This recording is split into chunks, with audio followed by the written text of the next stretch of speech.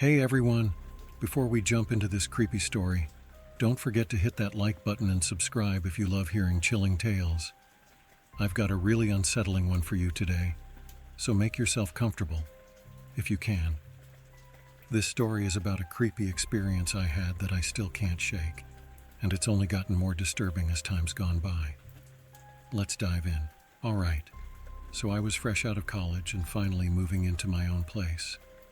It was a pretty small apartment, but it was cheap and all mine, so I was pumped. This building was old, and the rent was low because, well, it was a bit run down. The neighbors warned me there was a bit of a quirky history, but I figured it was just small-town gossip. The first week was uneventful.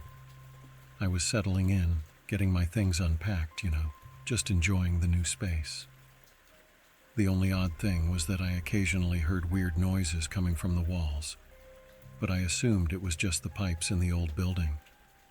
That was until one night, I heard something that made my skin crawl. It was around 2 a.m., and I was trying to fall asleep. I heard a soft scratching noise coming from behind my headboard. I thought it was maybe a mouse or something. But then, the scratching turned into a slow, steady tapping. It was almost rhythmic. It honestly sounded like someone was tapping their fingers on the other side of the wall. Naturally, I was freaked out, but I told myself it was just my imagination. But each night, it got worse. The tapping turned into whispers. They were muffled and indistinct, but I could swear I heard my name sometimes. The weirdest part. It only happened late at night, and as soon as I'd sit up or turn on a light, it would stop. After a few weeks, I started noticing little things around my apartment, like the fridge being open a crack when I knew I closed it, or random items like my keys or shoes being in different spots. I chalked it up to being tired or distracted. Then one night, everything changed. I'd gone out with a friend and got back pretty late. As I unlocked the door, I felt this chill run down my spine, like something was off. When I walked in, I saw my kitchen light was on. Now I was positive I'd turned it off before I left. Heart pounding, I walked in slowly, and as I turned the corner, I saw something that made my blood run cold. There, on my counter, was a cup of coffee, still warm, and next to it, a small crumpled piece of paper. I picked it up, and scrawled in shaky handwriting were the words, "I see you." At that moment, I felt like I was being watched. The room suddenly felt too small, too claustrophobic, like the walls were closing in. I backed out of the kitchen, scanning the room. Nothing. Everything was silent. But I knew somehow that I wasn't alone. That night, I barely slept, clutching my phone like it was a lifeline. I had this sick feeling in my gut that I wasn't the only person living in that apartment. The next day, I decided to talk to my neighbor, Mrs. Lang, this sweet older woman who'd lived in the building forever. I told her what had been going on, and the moment I mentioned the tapping, her face went pale.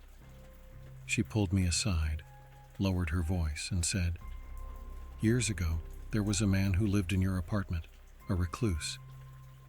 People said he'd sneak through the building's walls to spy on neighbors."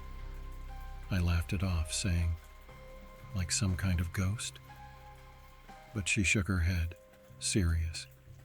He wasn't a ghost, but one day he disappeared, and no one ever found him. That gave me chills, but I didn't want to believe it.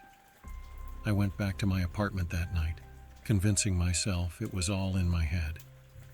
But when I got inside, I saw that the air vent cover in my bedroom was slightly askew, like it had been moved.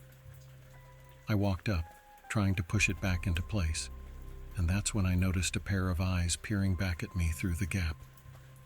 I jumped back, heart pounding. I couldn't breathe. I was so scared. I knew I couldn't stay in that apartment another night.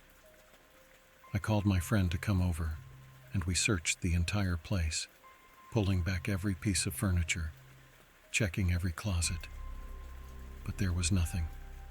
No sign that anyone had been there, just that strange feeling of being watched. I slept at my friend's place that night, and the next morning, I contacted the landlord to break my lease.